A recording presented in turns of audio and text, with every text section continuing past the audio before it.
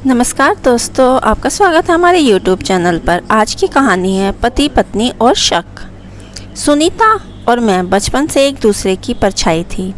School के दिनों से हम दोनों ने हर खुशी हर गम साथ बांटे थे। माँ हमें जुड़वा बहनें कहती थी और हम भी यही मानती थी कि हमारी लाइफ हमेशा एक दूसरे से जुड़ी रहेगी। यहाँ तक कि हम दोनों ने बचपन में यह तक सोच लिया था हम तो कि मैरिज भी एक ही घर में करेंगे ताकि हमेशा साथ रह सकें। समय बीता, कॉलेज ख़त्म हुआ और फिर मेरी लाइफ में सिद्धार्थ आ गए। पहला प्यार हुआ, शादी तय हुई और सबसे पहले मैंने सुनीता को ही यह खबर सुनाई। वह बहुत खुश हुई। मैंने सिद्धार्थ को पहले ही उससे मिलवाया। मुझे लगा था कि उसे पसंद आ गया तो फिर मैं बेझिझक शादी के लिए हाँ कर सकती हूँ, और जब उसके पसंद कर लिया तब मैंने भी हाँ कर दी। मैं चाहती थी कि मेरी सबसे अच्छी दोस्त और मेरा लाइफ पार्टनर एक दूसरे से अच्छे फ्रेंड बन जाएं, और हुआ भी वही। शादी के बाद भी सुनीता का हमारे घर में आना जाना लगा रहा। सिद्धार्थ उससे खुलकर बातें करते, हंसी मजाक करते और मैं यह सब देखकर खुश होती।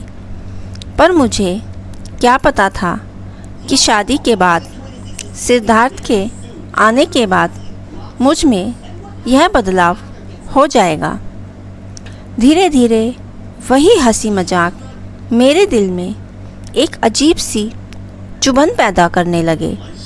एक दिन जब मैं रसोई में काम कर रही थी तो ड्राइंग रूम में उनकी हंसी की आवाज़ आई। सिद्धार्थ और सुनीता किसी बात पर ज़ोर ज़ोर से हंस रहे थे। मैं ठिठक गई। मेरी समझ में नहीं आया कि मुझे क्यों बुरा लग रहा है। आखिर वह मेरी सबसे अच्छी दोस्त थी। फिर भी मेरे भीतर कुछ खटकने लगा था। पहले तो मैंने इसे नज़रअंदाज किया, लेकिन जैसे जैसे समय बीता यह जलन गहराने लगी।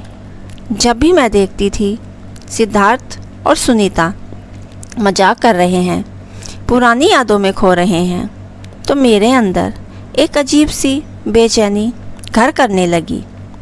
क्या वे एक दूसरे से ज़्यादा करीब आ रहे थे? क्या मैं उनके बीच फालतू महसूस कर रही थी? यह सब सोचकर मैं खुद पर ही झुंझला जाती।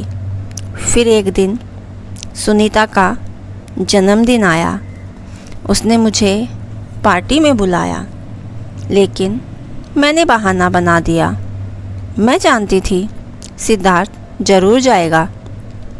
रात को जब सुनीता के साथ सिद्धार्थ लौटे तो मैं अपने अंदर के गुस्से को रोक नहीं पाई।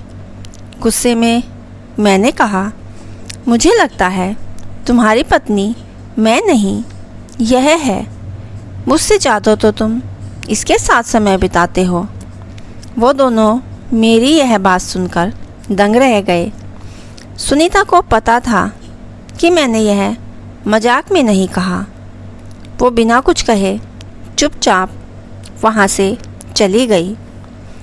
सिद्धार्थ को मेरी बात से बहुत दुख हुआ।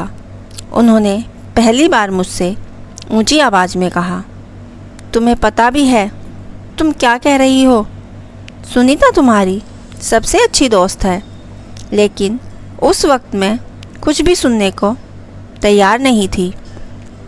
मुझे बस इतना लग रहा था कि सुनीता हमारे बीच आ रही है।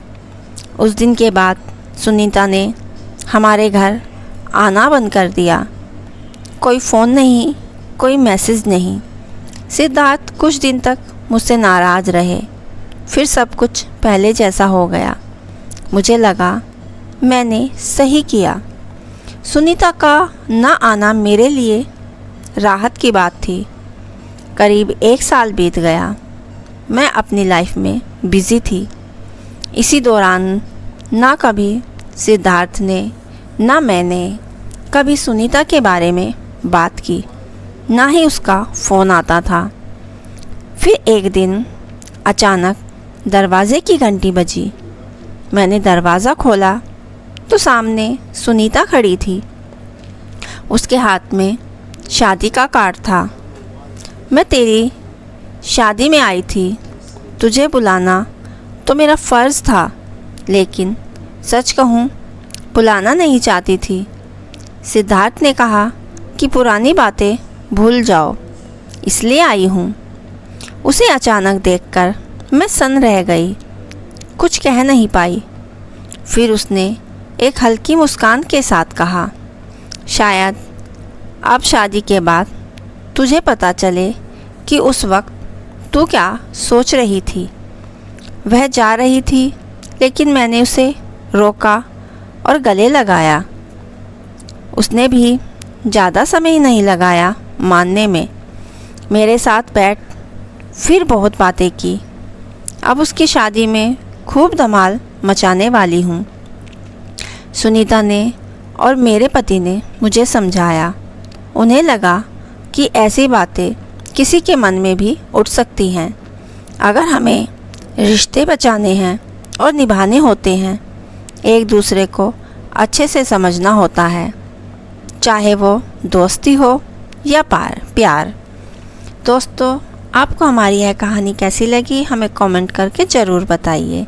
इस तरह की अच्छी कहानियाँ आप हमारे चैनल पर पढ़ सकते हैं। यहाँ उपस्थित शिक्षाप्रद कहानी आपका मनोरंजन करने के साथ साथ आपको दिशा भी देगी। कहानी अच्छी लगी हो तो हमारे चैनल को सब्सक्राइब, कहानी को लाइक और शेयर करना ना भूलें। कहानी पूरी सुनने के लिए आपका दिल से धन्यवाद।